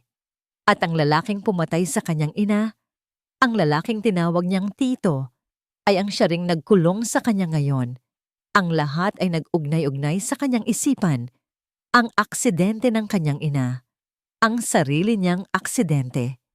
Ang mga kasinungalingan tungkol kay Lito. Lahat ay parte ng isang plano. Isang plano para makuha ang lahat. Isang nag-aapoy na galit ang pumalit sa takot sa kanyang puso. Galit para sa kanyang ina na pinaslang. Galit para kay Lito na siniraan. Galit para sa sarili niya na naging isang bulag na kasangkapan. Mabilis siyang tumayo. Kailangan niyang makaalis dito. Kailangan niyang mahanap si Lito. Kailangan niyang itama ang lahat. Tumakbo siya papunta sa pinto at sinubukang buksan ito. Nakakandado. Sinubukan niya ulit. Pinihit ang seradura ng buong lakas. Ngunit walang nangyari. Hinampas niya ang pinto. "Buksan niyo to! Palabasin niyo ako!" Sigaw niya Demoya, ang boses ay basag sa galit at desperasyon. Ngunit walang sumasagot. Ang tanging naririnig niya lang ay ang alingawngaw ng sarili niyang sigaw sa malawak at tahimik na silid. Isinandal niya ang kanyang likod sa pinto. Ang kanyang mga tuhod ay nanghina. Isang bilanggo. Isa siyang bilanggo sa sarili niyang pamamahay. Napatingin siyang muli sa diary na nasa sahig. Ang huling pag-asa ng kanyang ina. Napaluha siya, hindi na dahil sa sakit, kundi dahil sa kawalan ng magawa. Ngunit habang tinititigan niya ang diary, naalala niya ang isang pangungusap. Si Mateo lang ang mapagkakatiwalaan ko. Pinunasan niya ang kanyang mga luha at muling pinulot ang diary. Kailangan mayroon pang iba. Kailangan mayroon pang palatandaan. Hinaplos niya ang bawat pahina, ang pabalat ang likod. At doon, sa ilalim ng panloob na bahagi ng likurang pabalat, naramdaman niya ang isang maliit na umbok. Maingat niyang ginamit ang kanyang kuko para tuklapin ang papel na nakadikit dito. Sa ilalim, may isang maliit na piraso ng papel na maingat na nakatupi. Binuksan niya ito, isang maikling pangungusap nakasulat sa pamilyar na sulat kamay ng kanyang ina. Ang katotohanan ay nasa tiwala ni Mateo. Ilang araw ng pagtatago at pagtakas ang nag-iwan kay Lito sa isang abandonadong bodega sa gilid ng syudad. Ang kanyang damit ay marumi, ang kanyang tiyan ay walang laman, at ang kanyang puso ay puno ng bigat. Tinalikuran siya ng babaeng mahal niya. Tinutugis siya ng batas. Wala na siyang babalikan. Isinandal niya ang kanyang ulo sa isang pader na kinakalawang at napapikit. Hinahayaang lamunin siya ng dilim at desperasyon. Isang kaluskos ang nagpagising sa kanyang diwa. Agad siyang napatayo. Kinuha ang isang piraso ng kahoy, handang ipagtanggol ang sarili. Mula sa anino, isang anyo ang dahan-dahang lumitaw. Isang matandang lalaki, medyo kuba, may hawak na isang maliit na bayong. "Huwag kang matakot, hiho." Ang boses. Iyon ang boses mula sa telepono. "Mateo?" Mahinang tanong ni Lito. Tumango ang matanda. Inilapag nito ang bayong na may lamang tinapay at isang bote ng tubig. "Kanina pa kita hinahanap. Alam kong hindi ka lalayo." "Bakit? Bakit niyo ako tinutulungan?" Nagtatakang tanong ni Lito. Umupo si Manong Mateo sa isang lumang kahon. "Dahil may utang ako sa ina ni Isabela at dahil alam ko ang katotohanan." Kinuha nito ang isang bagay mula sa kanyang bulsa, isang maliit na microcassette tape. Bago namatay si Senyora Cecilia, ibinigay niya ito sa akin. Ang sabi niya, kung may mangyari sa kanya, itago ko ito at ibigay lamang sa taong tunay na magmamalasakit kay Isabela. Sa tingin ko, ikaw ang taong yon, Lito. Ano po ang laman niyan? "Isang pag-uusap," sagot ni Mateo. "Isang pag-uusap sa pagitan ni Don Ricardo at ng kanyang mga ilegal na kasosyo. Isang pag-uusap tungkol sa pagpuslit ng mga kontrabando. Lihim itong inirecord ni Senyora Cecilia. Ito ang dahilan kung bakit siya nawala." Natigilan si Lito. Ito na. Ang bangtsyong. Ang katotohanang kayang magpabago ng lahat. Kailangan itong marinig ni Isabela. Kailangan itong makarating sa mga pulis. "May kilala akong matapat na kapitan ng pulisya. Kaibigan ng ama ni Isabela," sabi ni Mateo. "Pero kailangan natin ng tiyempo at kailangan nating malaman kung ano ang nangyayari sa loob ng mansyon." Pasada, sa loob ng kanyang kwarto, si Isabela ay hindi na ang babaeng naghihintay lang na maligtas. Ang galit at pagmamahal para sa kanyang ina ang nagbigay sa kanya ng lakas. Kailangan niyang makalabas. At alam niyang hindi niya ito magagawa sa pamamagitan ng lakas. Kailangan niyang gamitin ang utak. Lumipas ang isang araw. Hindi siya kumain. Hindi siya uminom. Nang sumunod na umaga, mahina siyang kumatok sa pinto. Nang dumating ang isang katulong, nagsalita siya sa basag na boses na tila isang taong sumuko na. Pakisabi kay Tito Ricardo. Gusto ko siyang makausap, sabi niya. Pakisabi, patawad. Dumating si Ricardo. Ang mukha ay maingat. Nagmamasid. Nakita niya si Isabela na nakaupo sa sahig. Ang diary ay nasa tabi nito. Ang mukha niya ay maputla at ang mga mata ay namumugto. Tito, sabi niya, nanginginig ang boses. Patawarin niyo po ako. Naguluhan lang po ako sa lahat ng nabasa ko. Pero ngayon, naiintindihan ko na. Tumingin siya kay Ricardo. Ang mga mata ay puno ng pagkatalo. Tama po kayo. Si Lito, nilinlang niya kaming lahat. Pati na rin siguro ang aking ina. Nakita niya ang pagbabago sa mukha ni Ricardo. Ang pag-iingat ay napalitan ng kasiyahan. Ang kanyang plano ay gumagana. Para po maipakita ang buong pagtitiwala ko sa inyo, pagpapatuloy ni Isabela. At para makabawi sa lahat ng sakit ng ulo na naidulot ko.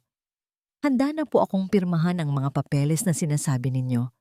Ang paglilipat ng pamamahala ng kumpanya. Karapatan niyo po iyan. Iyon ang pain. At kinagat ito ni Ricardo ng buong buo. Isang ngiti ng tagumpay ang sumilay sa mga labi nito. Mabuti naman at natauhan ka na, pamangkin. Halika, pumunta tayo sa library. Ang library. Ang mismong lugar kung saan pinaniwala siya ni Ricardo sa mga kasinungalingan nito. Nakahanda na ang mga dokumento sa ibabaw ng lamesa. Nakaupo si Isabela sa isang silya, si Ricardo ay sa kabila. Habang nagpapaliwanag ito tungkol sa mga legal na termino, pasimple niyang inilabas ang kanyang cellphone sa ilalim ng lamesa. Pinindot niya ang record. Teka lang po, Tito, sabi niya, habang kinukuha ang ballpen. Maaari po ba akong humingi ng isang basong tubig? Bigla po akong nauhaw. Siyempre, sabi ni Ricardo, tumatayo. Habang nakatalikod ito para kumuha ng tubig, mabilis na ipinatong ni Isabela ang cellphone sa isang patungan ng libro sa kanyang likuran. Ang kamera at mikropono ay nakatutok sa kanila, bahagyang natatakpan ng isang palamuti. Bumalik si Ricardo dala ang tubig. Heto na. Uminom si Isabela.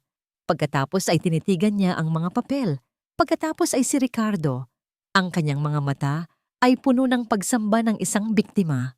Tito, sabi niya sa pinakamahinang boses, para lang po gumaan ng tuluyan ang loob ko. Lahat po ng ginawa ninyo. Ang pag-aalaga sa akin, ang paghahanap sa akin, ang pagpapakita ng katotohanan tungkol kay Lito. Lahat po iyon ay para sa kapakanan ko. Hindi po ba? Tumawa si Ricardo. Isang tawang mapagmataas. Ang kanyang pag-iingat ay tuluyan ng nawala. Oo naman, Isabela. Ikaw na lang ang natitira sa akin. Kahit po ang nangyari kay Mommy. Natigilan si Ricardo. Pagkatapos ay ngumisi. Ang iyong ina, napakabuti niyang tao, ngunit masyadong idealistiko. Sagabal siya sa pag-unlad ng ating negosyo. Kinailangan siyang alisin para sa mas magandang kinabukasan. Nanlamig si Isabela, ngunit pinanatili niya ang kanyang ekspresyon. At ako po? Ang aksidente ko? Isa lamang yung maliit na pagkakamali. Dapat ay naging malinis iyon. Pero mas maganda na rin ang naging resulta. At yung Lito na yon, muli itong tumawa. Perpekto! Isang mahirap na magsasaka na ganid sa pera. Sino ang hindi maniniwala sa kwentong iyon?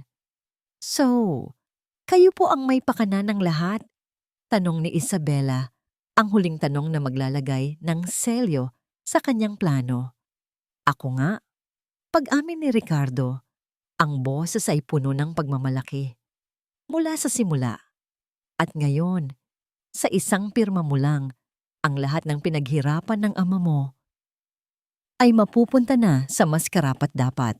Sa sandaling iyon, blag! Biglang bumukas ng malakas ang mga pinto ng library. Don Ricardo Montemayor, huwag kang gagalaw. Arestado ka. Pumasok ang mga pulis, nakatutok ang mga baril. Sa likod nila, kasama si Manong Mateo, ay si Lito. Nagkasalubong ang kanilang mga mata ni Isabela. Sa isang iglap, ang lahat ng sakit at pagdududa ay nawala. Napalitan ng lunas at pag-unawa. Ngunit si Ricardo, nang makita niyang tapos na ang laro, ay sinapian ng demonyo. Hindi! Sigaw nito. Sa halip na sumuko, bumunot ito ng isang maliit na patalim mula sa hawakan ng kanyang baston. Kung hindi ka mapapasa, akin walang magmamay-ari sa'yo. Sa isang mabilis na kilos, sinugod nito si Isabela. Ang lahat ay nangyari ng napakabilis. Isabela! Isang sigaw.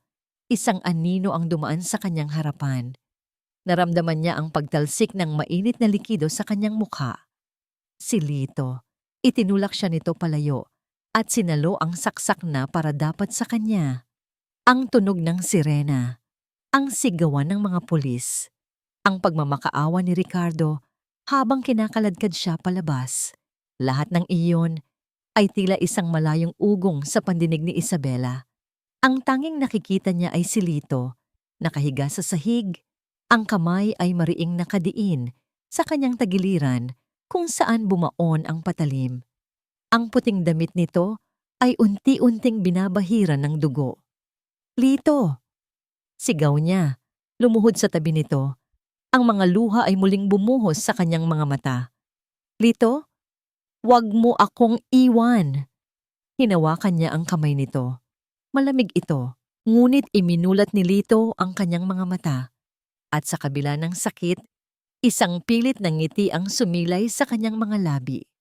Amara, mahina niyang sabi, ligtas ka na. Pagkatapos ay ipinikit na nito ang kanyang mga mata.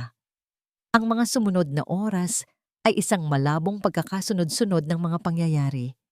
Ang ambulansya, ang ospital, ang mga doktor at nurse na nagmamadaling isinakay si Lito sa isang stretcher at ipinasok sa emergency room. Naiwan si Isabela sa pasilyo, kasama si Manong Mateo.